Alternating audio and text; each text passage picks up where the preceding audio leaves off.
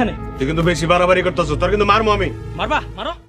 তো বন্ধুরা, একদিন কিন্তু এই পৃথিবীর মায়া ছেড়ে আমাদের সবাইকেই চলে যেতে হবে পরপারে। বন্ধুরা আসসালামু আলাইকুম, সবাই কেমন আছেন? আশা করি সবাই ভালো আছেন। তো বন্ধুরা, আপনাদের জন্য আবারও হাজির হয়ে গেলাম বাড়ির পাশে কবর এই নাটকের সকল আপডেট এবং এই নাটকের দ্বিতীয় পর্বটি কবে আসবে তারই সকল খোঁজখবর নিয়ে। ইতিমধ্যে কিন্তু বাড়ির পাশে কবর এই নাটকের প্রথম পর্ব দেখে ফেলেছেন আপনারা।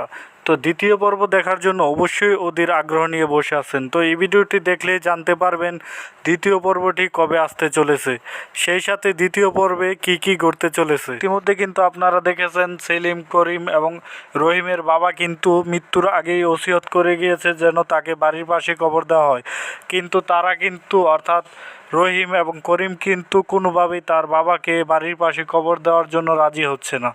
তো এক পর্যায়ে কিন্তু তারা রাজি হয়ে যায় এবং রহিম কিন্তু কোনোভাবেই তার বাবাকে বাড়ির পাশে কবর দেওয়ার জন্য রাজি হচ্ছে না। তার মূল কারণ কিন্তু তাদের দুই ভাইয়ের স্ত্রী, তারাই কুমন্ত্রণা দিচ্ছে যদি বাড়ির পাশে তার বাবাকে কবর দেওয়া হয় তাহলে তাদের সম্পত্তি কমে যাবে, সেই সাথে তারা ভাবছে তাদের বাড়ির পরিবেশও নষ্ট হয়ে যাবে।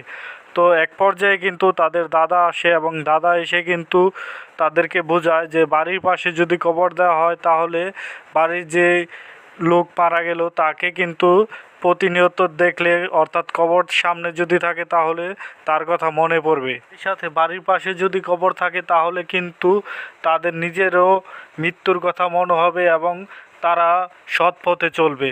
তো বন্ধুরা, এক পর্যায়ে কিন্তু সেলিম তাদেরকে রাজি করানোর জন্য তার দাদাকে অনেক অনুরোধ করে। তো তার দাদার কথা শুনে কিন্তু করিম এবং রহিম রাজি হয়ে যায়। তারা কিন্তু এখন তাদের ভুল বুঝতে পারে এবং তাদের স্ত্রীদেরকেও শাসিয়ে তারা তার বাবাকে বাড়ির পাশে কবর দেওয়ার জন্য রাজি হয়ে যায়। বন্ধুরা, আপনাদের কাছে একটি ছোট্ট রিকোয়েস্ট, যদি আপনারা আমাদের এই চ্যানেলে নতুন দর্শক হয়ে থাকেন তাহলে আমাদের চ্যানেলটিকে সাবস্ক্রাইব করবেন এবং লাইক দেবেন এবং শেয়ার দিয়ে পাশে থাকবেন। বন্ধুরা, ভালোবেসে কে কোথায় থেকে এই নাটকটি দেখছেন এবং নাটকটি আপনাদের কাছে কেমন লেগেছে সেটাও কমেন্ট করে জানাবেন।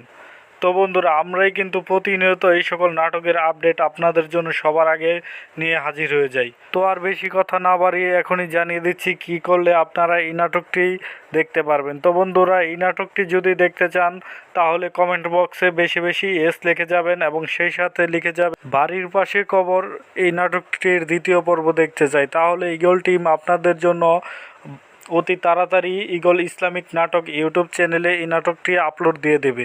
তো বন্ধুরা, আশা করি বুঝতে পেরেছেন। আজকের মতো এখানেই বিদায় নিচ্ছি। আল্লাহ হাফেজ, সবাই ভালো থাকবেন।